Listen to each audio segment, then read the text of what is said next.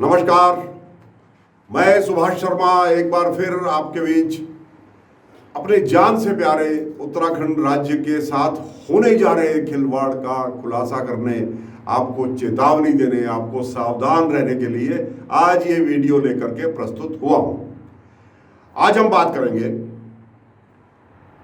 पिछले एक हफ्ते से जो एक षड्यंत्र चल रहा है, उत्तराखंड राज्य के वर्तमान स्वरूप को अपने निजी स्वार्थों के चलते अपनी असफलता को छुपाने के लिए, उत्तर प्रदेश की भारतीय जनता पार्टी सरकार की असफलता को छुपाने के लिए जो एक षड्यंत्र उत्तराखंड राज्य के स्वरूप को बदलने का किया जा रहा है, जिसकी चर्चा है।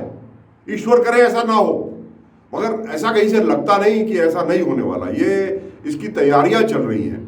हालांकि कहीं से इसका ऐसा जोरदार खंडन नहीं आया कि ऐसा नहीं हो रहा, लेकिन जो गतिविधियां इस वक्त उत्तर प्रदेश के मुख्यमंत्री को दिल्ली बुलाया जा रहा है, बार बार उनसे लगभग सभी अथॉरिटीज बात कर रही हैं, और अब हमारे उत्तराखंड के मुख्यमंत्री भी वही हैं, उनको फिर बुला लिया गया। यानी ये हफ्ते 10 दिन में उनकी दूसरी बार उनको दिल्ली बुलाया गया है, और इस बार बुलाया गया है इस चर्चा के बाद। तो ये कहीं ना कहीं मूर्त रूप ले रहा है। और इसके अलावा जो पूरे मीडिया में, सोशल मीडिया में और अन्य समाचार पत्रों में जो इस वक्त एक पूरा डिटेल आ रही है, वो इस बात की तरफ इशारा करती है कि हाँ, ये ऐसा होने जा रहा है। वो क्या होने जा रहा है, मैं अगले 3-4 मिनट में आपके सामने वो सारा नक्शा रखूंगा। देखिए, ये जब उत्तराखंड राज्य की बात आई थी तो उत्तराखंड राज्य में मूल रूप से 8 जिले थे। 3 जिले कुमाऊं के, पिथौरागढ़, अल्मोड़ा और नैनीताल। बाद में उसके 3 से 6 हो गए, जिनमें एक उधम सिंह नगर अलग से बन गया, एक चंपावत अलग से बन गया, एक बागेश्वर अलग से बन गया। वहाँ 6 जिले हो गए। गढ़वाल में 5 जिले थे। 5 जिलों में मूल रूप से हमारे वही चमोली, उत्तरकाशी, पौड़ी, टिहरी और देहरादून, ये 5 जिले थे। इसमें चमोली का बंटवारा हो गया, कुछ हिस्सा टिहरी का भी आ गया, और एक नया रुद्रप्रयाग जनपद एक वहाँ पर एक तैयार कर दिया गया। तो 6 यहाँ, 6 वहाँ, 12 और 1 हरिद्वार जनपद। ये 13 जनपदों का हमारा उत्तराखंड राज्य, जो कि वर्ष 2000 में देश के 27वें राज्य के रूप में हमको 9 नवंबर को मिला। उसका स्वागत है। जो भी उसका स्वरूप है, हम उस स्वरूप से खुश हैं। और यहाँ के हर निवासी, चाहे वो पहाड़ी मूल का हो न हो, वो चाहे वो गुर्जर बिरादरी से हो, जाट बिरादरी से हो, यादव हो, वो सैनी हो, वो जो भी उसकी जाति, जनजाति जो भी हो, वो हमारा भाई है, हमारे प्रदेश का अंग है। हम उसको उसी रूप में हम स्वीकार करते हैं। और बड़े सामंजस्य के साथ इस वक्त ये प्रदेश हमारा चल रहा है। मगर एक षड्यंत्र चल रहा है। वो षड्यंत्र ये है कि वो उत्तर प्रदेश, इतना बड़ा उत्तर प्रदेश जिसमें 75 जिले हैं और 80 सांसद वहां से आते हैं, 80 सांसद, उस प्रदेश के मुख्यमंत्री जो संयोग से उत्तराखंड के ही मूल रूप से रहने वाले हैं, योगी आदित्यनाथ, जो पूर्व में अजय बिष्ट के नाम से जाने जाते थे। अजय बिष्ट पौड़ी के जनपद के रहने वाले हैं, आप सभी जानते हैं। वो उन्होंने कहा मैं सन्यासी हो गया, और सन्यास लेकर के वो गोरखपुर चले गए। गोरखपुर में आज वो वहीं से राजनीतिक रूप से सक्रिय हुए, कई बार सांसद बने। अब वो वहीं से MLC हैं संभवतः, और उत्तर प्रदेश के मुख्यमंत्री। हम आलोचना उनकी कर सकते हैं, पर व्यक्तिगत रूप से वो एक सख्त प्रशासक है।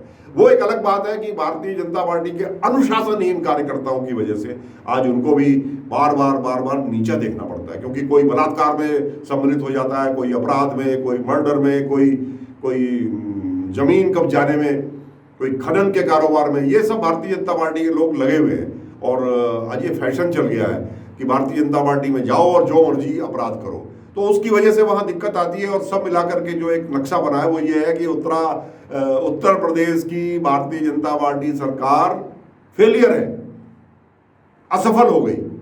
पश्चिमी उत्तर प्रदेश के करीब 12-15 जिले जबरदस्त किसान आंदोलन की चपेट में है, जबरदस्त। 15 जिले तो पूरे हैं ही हैं। कुछ क्षेत्र ऐसे हैं जहां पर लॉ एंड ऑर्डर नाम की कोई वस्तु रही नहीं गई, वहां कुछ नहीं है, लॉ एंड ऑर्डर खत्म हो चुका है। जो विषय सामने आया उस विषय पर बोल दिया, उस विषय पर जांच करा दी, उस विषय पर लीपापोती कर दी। कभी सीबीआई आगे आती है, कभी न्यायालय को आदेश देने पड़ रहे हैं कि आप इसमें मुकदमा दर्ज करिए। क्यों? क्योंकि जो अभियुक्त हैं इसमें, जिनके ऊपर मुकदमा दर्ज हो रहा है, वो भारतीय जनता पार्टी के चहेते हैं। इस सब के बावजूद भी योगी आदित्यनाथ का कद जिस तरह से लगातार बढ़ रहा था, ये भारतीय जनता पार्टी की अंदरूनी लड़ाई का हिस्सा है कि 80 सांसद देने का रुतबा रखने वाले योगी आदित्यनाथ को दिल्ली का हाईकमान, जिसमें मोदी के नेतृत्व वाला हाईकमान, अमित शाह के नेतृत्व वाला हाईकमान, वो उन्हें बर्दाश्त नहीं करता। ये सभी प्रधानमंत्रियों की कमजोरी भी होती है कि हमसे ज़्यादा पॉपुलर, हमसे ज़्यादा या हमारे बराबर कद का कोई दूसरा व्यक्ति पैदा ना हो जाए। ये बड़े लोग ऐसा करते रहते हैं, ये ऐसा पहले से होता आया है, इसमें मोदी जी अपवाद नहीं है। मगर ये इनकी इस प्रतिद्वंदिता का खामियाजा उत्तराखंड को भुगतना पड़ेगा, ये हमारे लिए बड़ा आपत्तिजनक है। जब पड़ोसी के घर की दीवार टूटती है ना, तो मलबा हमारे घर पर भी गिरता है, शोरगुल हमारे यहाँ भी होता है, उसका असर सीधा सीधा हमारे यहाँ भी पड़ता है। तो यही स्थिति आज उत्तराखंड की हो गई। आज योगी जी का रुतबा तो कम नहीं कर पाए, तो योगी के प्रदेश का रुतबा उसको 80 लोकसभा सीट देने लायक रखे ही नहीं। इस लड़ाई के पीछे और अपनी असफलताएं छुपाने के पीछे ये कयास चल रहा है। और इसमें क्या हो रहा है कि यूपी का बंटवारा हो रहा है। यूपी का बंटवारा करें, आपका आंतरिक मामला है, मगर इसमें उत्तराखंड के मौजूदा स्वरूप को बदलने की बात हो रही है। मैं आपको ये नक्शा भी दिखा रहा हूँ जो उत्तर प्रदेश से लगा हुआ, जो उत्तराखंड से लगा हुआ उत्तर प्रदेश से मैं आपको दिखा रहा हूँ। अगर बिल्कुल पूर्व से शुरू हो जाए तो फिर वहाँ पीलीभीत जिला आ गया, फिर बरेली का हिस्सा आ गया, फिर रामपुर का हिस्सा आ गया, फिर मुरादाबाद जिले का हिस्सा आ गया, फिर बिजनौर का हिस्सा आ गया। अभी मुजफ्फरनगर की चर्चा नहीं हुई है, मगर लगता तो ये भी हमारे से ही है, और इधर सहारनपुर है। तो ये जो 5 जिले हैं, तो इन जिलों को उत्तराखंड में मिलाने की एक कवायद चल रही है, ऐसी चर्चा है। मैं नहीं जानता इसके पीछे क्या सच्चाई है। इसके पीछे जो सच्चाई है उसमें जिम्मेदार लोग, शिव प्रसाद जी, आप मुरादाबाद के रहने वाले हो ना, संघ के कार्यकर्ता धरता, अभी ताजा आप कलकत्ता में बंगाल के चुनाव में मुंह की खा करके आए हो, तो अपनी भड़ास यहाँ निकालोगे, उत्तराखंड में निकालोगे। तो ये 5 जनपद, इनको उत्तर प्रदेश से उत्तराखंड में मिलाए जाने की चर्चा है। कम से कम मेरे जैसे व्यक्ति को तो इस विषय में गंभीर चिंतन करने की जरूरत पड़ती है। मैं आपके सामने भी इस पक्ष को रख रहा हूं। देखिए, मैं स्पष्ट कर दूं, मैं जातिवादी नहीं हूं, मैं संप्रदायवाद की बात भी नहीं कर रहा। उत्तराखंड के इन 13 जनपदों में रहने वाला हर व्यक्ति, वो किसी भी धर्म का हो, वो किसी भी जाति का हो, किसी भी उपजाति का हो, किसी भी वर्ग का हो, किसी भी वर्ण का हो, हमको हर हाल में स्वीकार्य है और हमारी दृष्टि में वो सब बराबर है। ऐसा ही इन 5 जनपदों में रहने वाले जो लोग हैं, हम उनके प्रति भी उतना ही प्यार और उतना सम्मान रखते हैं। मगर यहाँ सवाल यह है कि कोई भी राज्य तब बनाया जाता है, राज्य खाली एक भौगोलिक सीमा भर नहीं है कि आपने कागज पे नक्शा खींच दिया और वो राज्य बन गया। नहीं, ऐसा नहीं है। राज्य जब कोई बनता है तो उसके पीछे ये देखा जाता है कि उसकी संस्कृति क्या है, एक जैसी संस्कृति के लोग, उसकी बोली भाषा क्या है, उसके रीति रिवाज क्या है, उसका पहनावा, उसका खान पान क्या है, उसका रहन सहन, उसकी खेती, उसके त्योहार, उसकी फसलें, ये सब क्या है। ये जब समानता होती है तब जाकर के एक राज्य की कल्पना की जा सकती है। भाषा तो हमारे यहाँ उस रूप में नहीं है, बोलियां हैं अलग अलग, लेकिन उनमें समानता है और रोटी बेटी का रिश्ता हमेशा से रहा है।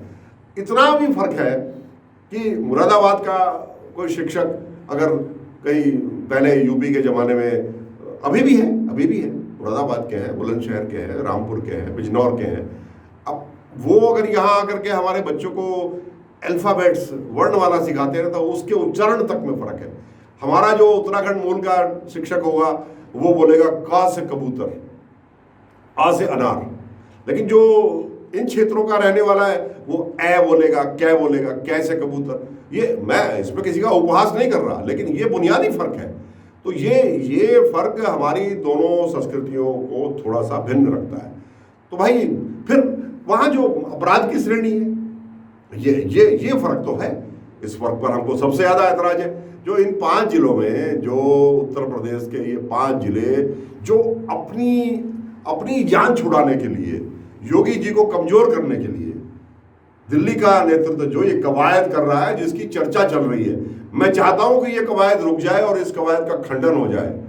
मैं इसको कंफर्म नहीं कर रहा, लेकिन ये कहीं से इसका खंडन भी नहीं आ रहा, और खंडन करने की बजाय ऐसा लग रहा है कि शायद इसी दिशा में अगले 10-15 दिन में काम होने वाला है। इसीलिए बार बार मुख्यमंत्री को, यहाँ के भी और उत्तर प्रदेश के भी संबंधित पक्ष हैं दोनों, इनको बार बार दिल्ली बुलाया जा रहा है और बड़ी गोपनीयता रखी जा रही है, बहुत गोपनीयता। यानी पारदर्शिता के बगैर लोकतंत्र का तो अस्तित्व नहीं है। लेकिन मुख्यमंत्री और प्रधानमंत्री के बीच में क्या बात हो रही है, ये इसका कोई जिक्र ही नहीं होता। एजेंडा तो मालूम होना चाहिए ना, क्या एजेंडा है। खाली पॉलिटिकल तो नहीं हो सकता ना, पॉलिटिकल होएगा तो जेपी नड्डा जी के साथ होगा, लेकिन जब सरकारें इन्वॉल्व हो जाती हैं तो मामला भी सरकारों के बीच का हो जाता है, मामला प्रशासनिक हो जाता है। तो हमें आपके बीच वार्ता का ब्यौरा चाहिए। और आप हमेशा पहले भी झूठ बोलते रहे। आप मुख्यमंत्री बदल रहे थे और आपने कहा कि नहीं, हम तो 4 साल की उपलब्धियों का उत्सव मनाने के लिए ये मीटिंगें कर रहे हैं। झूठ कहा आपने, आप रंगे हाथ पकड़े गए भारतीय जनता पार्टी वालों। हम आपका कैसे भरोसा कर लें। इन 5 जनपदों में जिनको इस वक्त उत्तराखंड में मिलाने की कवायद हो रही है, यहाँ के लोग अच्छे हैं, प्रिय हैं, हमारे मित्र हैं, हमें इनसे कोई गुरेज नहीं है। लेकिन हमारी संस्कृति, हम थोड़ा सा विनम्र स्वभाव के हैं। उत्तराखंड का व्यक्ति मूल रूप से विनम्र स्वभाव का है और बहुत ज़्यादा प्रतिवाद नहीं करता, घुल मिल जाता है सबके साथ में। लेकिन जो ये 5 जनपद हैं, यहाँ का व्यक्ति, यहाँ की जो संस्कृति है वो थोड़ा डोमिनेटिंग है। कद काठी से भी थोड़ा सा उनको हमसे अच्छा बनाया है, मजबूत बनाया है प्रकृति ने। उनकी आवाज़ भी हमसे ज़्यादा भारी, हमसे ज़्यादा तेज है। तो ये हमको किस लड़ाई में डाल रहे हो?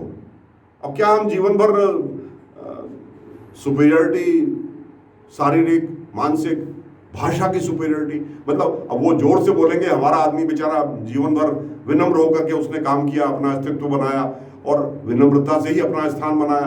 तो क्या आप हमें कुछ लोगों की, मैं सबको नहीं बोल रहा, ये कोई नया विवाद मत खड़ा कर देना, क्या अब उत्तराखंड के एक निहायत सौम्य और विनम्र व्यक्ति को इन 5 जनपदों के कुछ ऐसे लोग जो स्वार्थी है, सब नहीं है, कुछ ऐसे लोग जिनकी भाषा में ही धौंस दिखाई देती है, तो क्या अब उसका शिकार हमको होना पड़ेगा?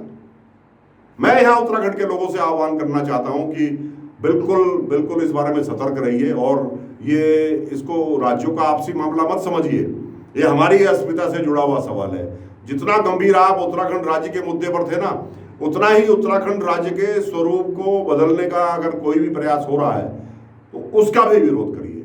मैंने आपको ये बताया, आप अलर्ट रहिए और अपने भारतीय जनता पार्टी के नेताओं से पूछिए ना, पूछिए कि क्या हो रहा है। नहीं है तो खंडन करिए, इसका जोरदार शब्दों में खंडन कीजिए।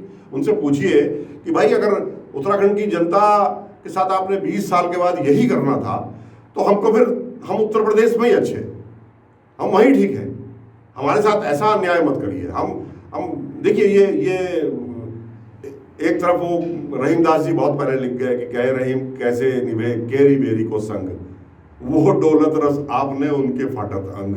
ये पुरानी बात है। ये हम तो निहायत सौम्य, अपनी मस्ती में रहने वाले, अपनी ज़रूरतें भी हमने कम कर रखी हैं। हम तो कम से कम ज़रूरतों में जीवन यापन करने वाले लोग हैं, पहाड़ के लोग। अब वहाँ एक विस्तारवादी सोच के साथ अगर कोई दूसरे राज्यों के लोग, क्योंकि उनका भावनात्मक लगाव उत्तराखंड की धरती से नहीं हो सकता, ये हमको इस बात की चिंता है। तो इस पर सतर्क रहिए और आगे जो कुछ हो रहा है उसके खिलाफ प्रतिक्रिया देने के लिए तैयार रहिए। ईश्वर करे ये सब अफवाह निकले, हम भी यही चाहते हैं कि ऐसा ये अफवाह हो और हमारा जो 13 जनपदों का इस वक्त मौजूदा स्वरूप है उत्तराखंड का, हम इस पर खुश हैं, हम इस पर बिल्कुल खुश रहेंगे। वरना क्या होगा, जो आज 10% ओबीसी का आरक्षण है फिर वो बदलेगा, क्योंकि ओबीसी की संख्या बदलेगी, ओबीसी का प्रतिशत बदलेगा और इसमें अल्पसंख्यक आबादी भी बदलेगी। हमारे यहाँ, मुझे अल्पसंख्यकों से परहेज नहीं है, मुझे बहुत मित्रता है, लेकिन जिस डेमोग्राफी को लेकर के देवभूमि कहा गया उत्तराखंड को, हमें देवभूमि कहा गया ना, तो फिर ये सवाल भी एक आबादी उठाएगी बहुत बड़ी कि साहब देवभूमि कैसे, देवभूमि तो इसमें तो देवी देवताओं का सवाल आ जाता है, देवी देवताओं को काफ़ी संप्रदाय के लोग मानते नहीं। तो अगर इसका देवभूमि का दर्जा इसका बरकरार रखना है तो सतर्क रहिए और ऐसी किसी भी मुहिम का पुरजोर विरोध कीजिए। आज मैंने लगता है कि अपनी बात आप तक पहुंचा दी, समझा दी। सतर्क रहिए, निगाह रखिए मीडिया पर, अपने भारतीय जनता पार्टी के जनप्रतिनिधियों से सवाल पूछिए, ये सवाल पूछिए उनको। एक जनता का मैसेज जाना चाहिए कि इस पर लोगों के कान खड़े हो गए हैं और आगे जो भी प्रतिक्रिया होती है मिल बैठ करके फिर आगे बात करेंगे। मेरा काम आपको सतर्क करना, आपको किसी भी संभावित इस तरह की योजना का पूर्व में ही आपको समाचार दे देना मेरा ये काम है। मैंने आपको दिया, आगे जो भी होता है आपके साथ फिर शेयर करूंगा। मेरे साथ इतनी देर तक जुड़े रहने के लिए आपका बहुत बहुत आभार। नमस्कार।